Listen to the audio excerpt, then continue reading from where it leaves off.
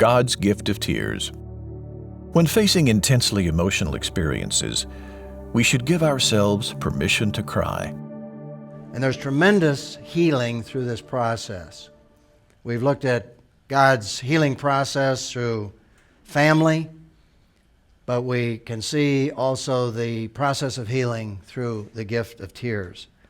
Let me share with you a series of events that focused on his tears. These are events that actually precipitated Joseph's tears. Number one, Joseph wept when he saw his brother's heart begin to soften in their relationship to God. That just really ministered to him. Read about this in chapter 42.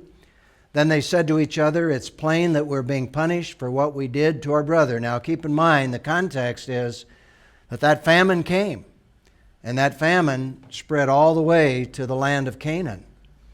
And they heard about all of the storehouses in Egypt, not realizing, obviously, that Joseph was the one that God used to prepare all of Egypt and really the rest of the then known world for this famine. And so Jacob sends the sons down to Egypt to get grain.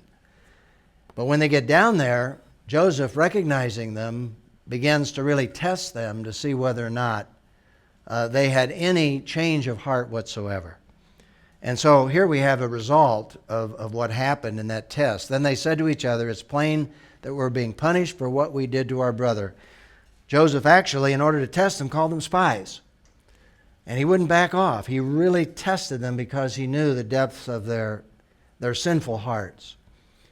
We read on. We saw his deep distress when he pleaded with us. And of course, they're having this conversation among themselves in their own language, and they don't realize that here this man Joseph, that they knew was the prime minister of Egypt, could understand their language. He heard this conversation going on.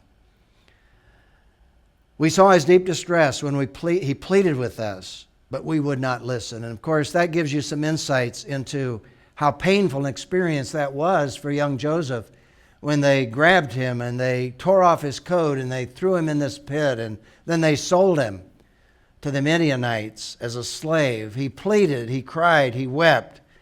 And so consequently, all of these feelings have come back to Joseph in this situation. These brothers wouldn't listen to him. And so they go on and they say, "That is why this trouble has come to us. This is why we're being accused of being spies." But Reuben replied, "Didn't I tell you not to harm the boy?" And so isn't it interesting that Joseph is getting insights into some of the things that happened he probably didn't even know were going on when he was thrown into that pit. "But you wouldn't listen," he said. "Now we must account for his blood." And then we have the explanation. They did not realize that Joseph understood them, since there was an interpreter between them. And we heard these words. He turned away from them and what? Wept. He began to see their hearts at least begin to soften, at least some explanation to what was going on, at least taking some responsibility for what they had done, and seeing a connection between their evil ways and what's happening to them right then. We have another event. Joseph wept out of compassion when he learned that his brother Benjamin had not suffered the same plight he had suffered. He often worried about his little brother. What happened to Benjamin? So he really tested them in relationship to Benjamin. And when he looked up and saw his brother Benjamin, see, they brought Benjamin down into Egypt because Joseph said, "I want you to bring the boy." And eventually, they were able to bring him. Jacob said, "No way am I going to send Benjamin. I don't want to lose Benjamin like I lost Joseph." But finally, he consented. And when Joseph looked up and saw his brother Benjamin, his mother's son, he asked, "Is this your youngest brother that you told me about?" And then he said, "May God be gracious to you, my son." Now, Benjamin has no idea, of course, who Joseph is. Joseph hurried out because he was overcome with emotion for his brother, his little brother. And he was about to weep. He controlled it for a bit until he got out of the room, and then he went into an inner room to weep. This is a second reference right in the biblical text, the fact that he wept. Thirdly, Third event, Joseph wept because he saw Judah's true concern for his father Jacob. That was another thing that he was looking for. Do they really care about Jacob? And they did, and he saw that. We read, "Now please let your servant remain here as my Lord's slave in place of the boy." Because you see, Joseph is still testing him. And he said, "I'm going to keep Benjamin here." And they said, our father will die. He'll have a heart attack. And keep me here instead of the boy. Let him go back with his brothers. He's pleading now. Reuben's pleading with Joseph. "For how can I go back to my father without the boy?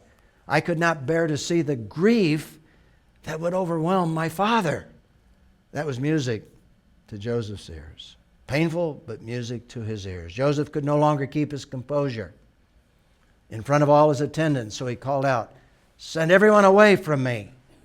They probably thought he was angry, but he's being overcome with this emotion.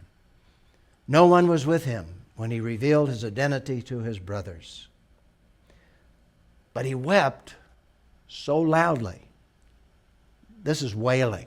This is not just gentle weeping. This is wailing. See, all of this pain is coming out. And the healing is taking place. He wept so loudly, the Egyptians heard it, and also Pharaoh's household heard it. And they probably thought, Joseph was losing his mind. They couldn't figure out what in the world is going on. But he's weeping over the relief that the brothers even cared about their father. Another event. Joseph wept when he was reconciled with his brothers, and this was an incredible scene, when he actually revealed himself to his brothers. Then Joseph threw his arms around Benjamin, and he wept, and Benjamin wept on his shoulder. Joseph kissed each one of his brothers. Boy, this is forgiveness, this is healing. He kissed each one of his brothers as he wept. What a scene that must have been. And afterwards, his brothers talked with him. What an incredible reconciliation between Joseph and his brothers. And then, if you move on, and what I'm going to do is I'm going to jump you ahead to the end of the story because we have other references to his weeping. Joseph wept when he was reunited with his father. When Jacob came down into Egypt and all his family, Joseph hitched the horses to his chariot. He went up to Goshen to meet his father Israel. And Joseph presented himself to him, threw his arms around him, and wept for a long time. This wasn't just a little season of crying. This was being reunited. The father, can you imagine what Jacob was feeling? Because he thought he had been killed. He thought he had been destroyed by a wild animal all this time. Another event, Joseph wept when his father died. Obviously, we could predict that. We read about it. Then Joseph, leaning over his father's face, wept and kissed him. Another event, Joseph wept when he saw the grief caused by his brother's lingering guilt. We're going to see that in just a moment. I just wanted to jump you ahead to show you again that Joseph wept. So they sent this message to Joseph. This is now after Jacob died. The brothers got nervous. Before he died, your father gave a command. Say this to Joseph, please forgive your brother's transgression and their sin, the wrong they'd caused you. Joseph had already forgiven them, but guilt kept the brothers from believing it. They were afraid that he had been good to them because of the father. And so they conjured up this story, which wasn't true. Therefore, please forgive the transgression of the servants of the God of your father. And when Joseph heard this, even though he knew it probably was conjured up to protect themselves, Joseph wept when their message came to him. And so we see here, again and again, in 7 specific situations, we read about the fact that Joseph wept. And I couldn't help but think about another person who wept. His name is Jesus. And the context was the death of his friend Lazarus. This is not the first time Jesus wept. He wept over Jerusalem because of the rebellion of the religious leaders particularly. Here, he lost his best friend. even knowing he was going to raise him from the dead. Seeing the pain that this caused Mary and Martha, his two very good friends, he actually wept, identified with their pain and their sorrow. And of course, the exciting thing about that is Jesus can identify with our tears. He was tempted in every way that we are, yet without sin. And he identifies with our pain, with our sorrow, and with our hurt. He wept. And there's incredible emotional healing, God's gift of tears. Question: what are some reasons why some people have difficulty crying, even when facing very emotionally wrenching circumstances? Well, there are various reasons. And one of those reasons is that insensitive parents have not let their children cry. I think one of the cruelest things a father could ever say to his son is, big boys don't cry. You grew up thinking big boys don't cry. And that can mark your life. I feel sorry for big boys who can't cry. I feel sorry for anyone who can't cry. It's God's gift. It's God's gift of tears. And God created that gift. And we should not repress that gift. Now, obviously, it can go out of control. It can become manipulative, controlling. But that's not what we're talking about. When I am dealing with death, it really concerns me at times when I see those who are involved not able to weep. Now, normally when grief hits, you weep. And if you don't weep, sometimes that can cause lack of healing in a person's life, because this is God's gift of tears. And we see that certainly in Joseph's life.